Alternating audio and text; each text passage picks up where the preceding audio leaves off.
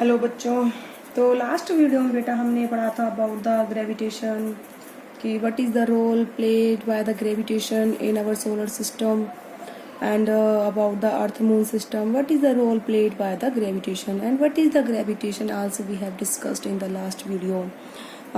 About the gravitation we have read that gravitation is the force between two massive body. It means if the two bodies have the mass, any two bodies which have the masses, they exert force on each other, that is called gravitational force.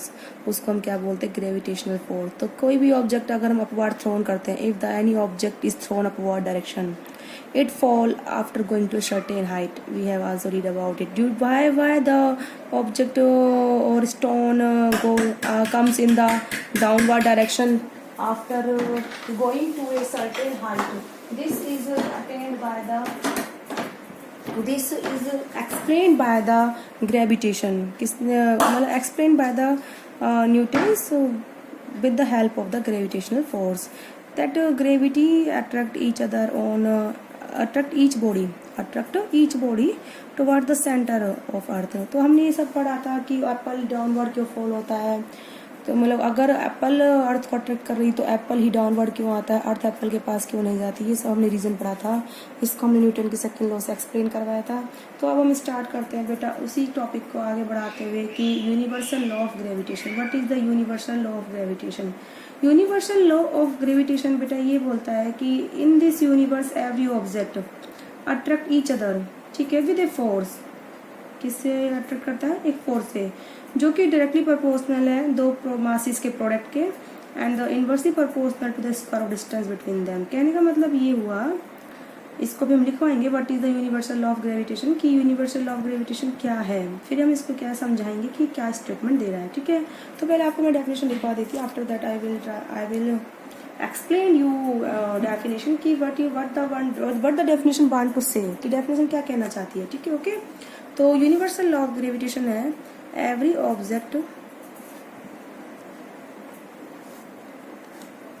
in this universe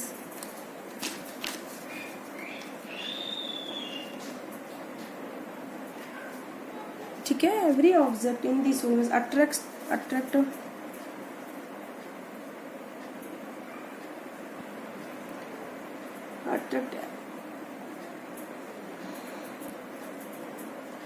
every other object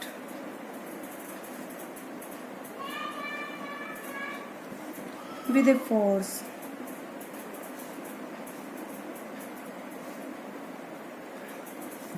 which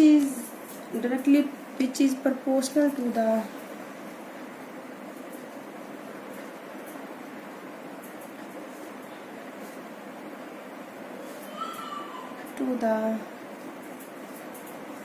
product of their masses.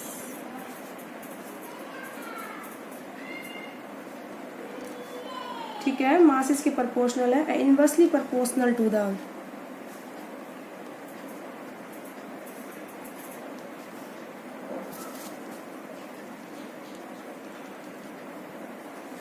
Square of distance between them.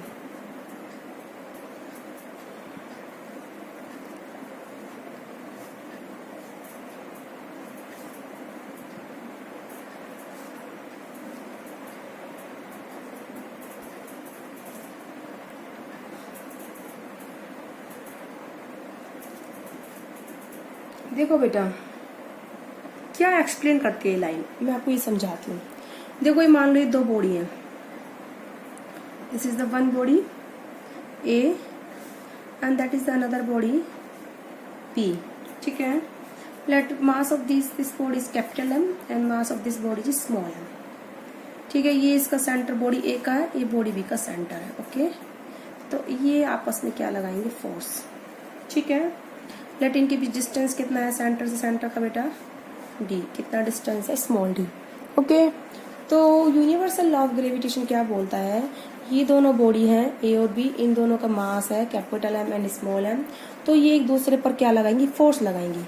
तो जो force लगेगा, क्या लगेगा? Force. वो attraction का force होगा. कैसा होगा बेटा? ऑलवेज अट्रैक्शन का. Due to mass gravitational force is always attractive in nature. तो ये जो फोर्स होगा किसके प्रोपोर्शनल होगा, दो बॉडीज के product of mass.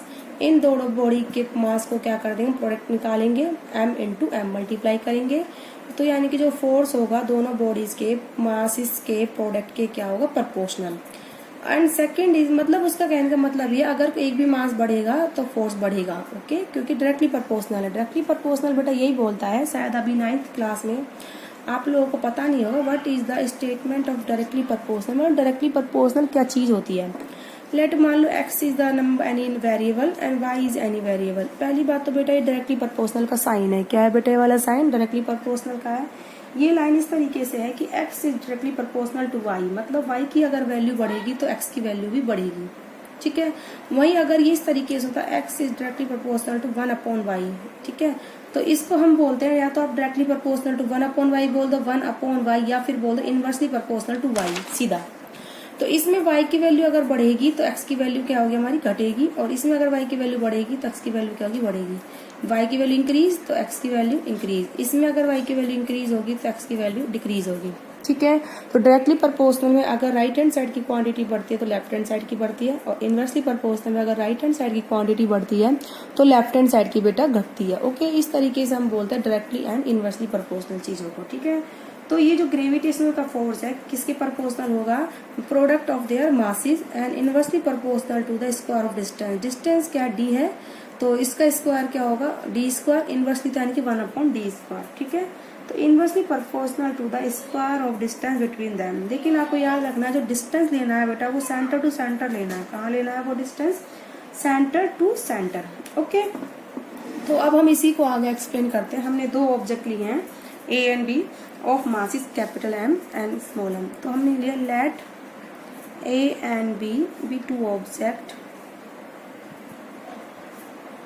Of masses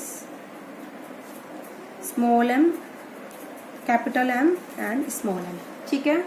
और उनके बीच डिस्टेंस क्या है, distance between them is d, लेकिन वो डिस्टेंस कैसा है, सेंटर टू सेंटर, ठीक है।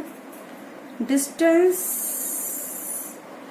between them from center to center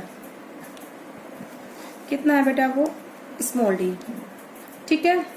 small d centre to centre distance है। लेट जो दोनों बॉडीज हैं फोर्स ऑफ अट्रैक्शन कितना लगा रही है, F लगा रही है। हम क्या मान रहे हैं, F, ठीक है।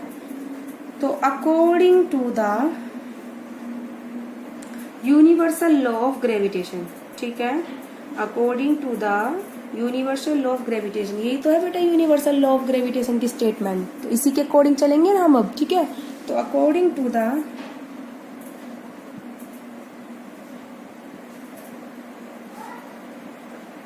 यूनिवर्सल लॉ ऑफ ग्रेविटेशन, ठीक है। तो यूनिवर्सल लॉ ऑफ ग्रेविटेशन क्या बोलता है, force between them is directly proportional to the, force को हमने क्या माना है, F, क्या होगा, directly proportional to the product of two masses, ठीक है।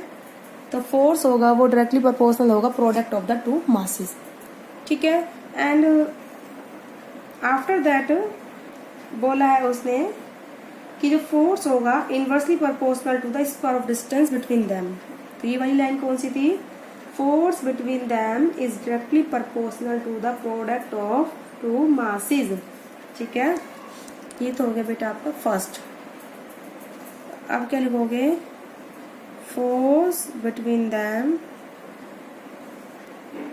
Inversely proportional to square of distance between them. Force is inversely proportional to the square of distance between them. Okay बेटा, ये इस तरीके से लाइन हो जाएगी। आई होप आप लोगों को समझ में आ रही होगी। अब हम क्या करेंगे, ये जो हमारी इक्वेशन नंबर 1 थी बेटा और इक्वेशन नंबर 2 दोनों को हम क्या कर देंगे, कंबाइन। इक्वेशन नंबर 1 डाला और इसको इक्वेशन नंबर 2, ठीक है। ये कौन सी इक्वेशन है, 1 है, और ये कौन सी इक्वेशन है बेटा, 2 है। तो अब क्या करोगे बेटा, आप कंबाइन करोगे इक्वेशन 1 and 2 को।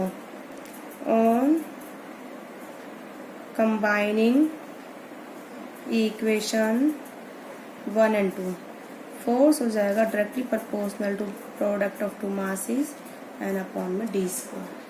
ठीक है, जब भी बेटा प्रोपोर्शनलिटी साइन हटता है, ये आपको समझ में आया होगा, what is the universal law of gravitation हम जो चल रहे हैं, जिसमें जब भी प्रोपोर्शनलिटी कांस्टेंट हटता है तो एक प्रोपोर्शनल साइन हटता है। ये हमारा किसका साइन है, प्रोपोर्शनल का साइन है। जब भी प्रोपोर्शनल का साइन इक्वल में चेंज होता है तो एक क्या आता है बेटा, कांस्टेंट। क्या आता है, कांस्टेंट। ठीक है, तो हम प्रोपोर्शनल का साइन किस में चेंज करेंगे, इक्वल में। तो F is equal to M into M upon में डी स्क्वायर। तो मैंने बोला जब भी प्रोपोर्शनल का साइन इक्वल में चेंज होगा तो क्या आएगा, एक कांस्टेंट आएगा। वो कांस्टेंट हमारा बेटा यहाँ पर क्या है, कैपिटल G। क्या है बेटा यहाँ पर, कैपिटल G। तो capital G is the constant of proportionality. तो क्या लिखोगे, वेयर या फिर here capital G is proportionality constant. ठीक है, capital G is proportionality constant. It is called, क्या बोलते हैं बेटा इसको, ग्रेविटेशनल कांस्टेंट। ठीक है बेटा, इसको हम क्या बोलते हैं, and it is called, it is called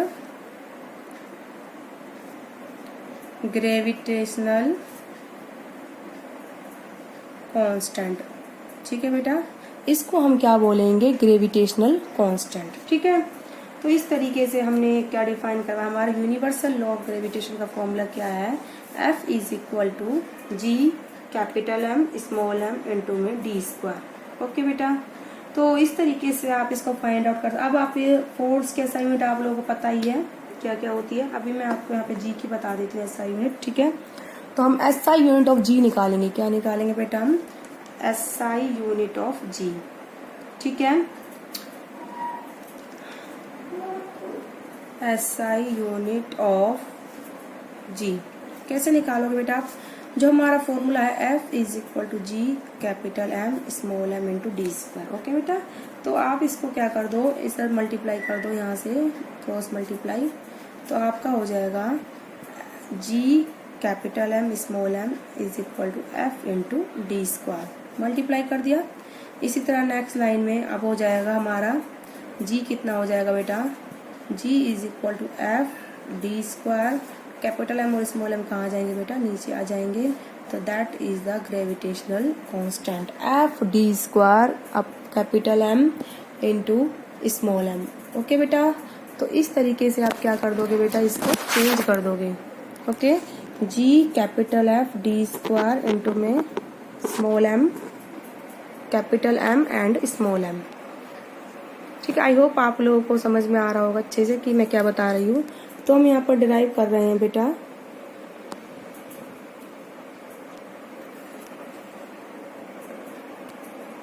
okay okay, एक बार मैं वीडियो सेट कर रही थी बट नो प्रॉब्लम। ठीक है, तो अब हम G की ग्रेविटेशनल कांस्टेंट की यूनिट निकालेंगे। ठीक है, तो हमारी देखो फोर्स की SI यूनिट तो होती है बेटा न्यूटन। क्या होती है, न्यूटन। और डिस्टेंस की मीटर स्क्वायर, मास की किलोग्राम। ठीक है, तो देखो बेटा फोर्स के SI यूनिट हमने न्यूटन लिख दी। ठीक है, डिस्टेंस की मीटर स्क्वायर और मास की किलोग्राम स्क्वायर। ठीक है, मेरी बात समझ में आ रही है बेटा। तो हम इस तरीके से हम किसकी यूनिट निकाल देंगे, SI unit of gravitational constant G।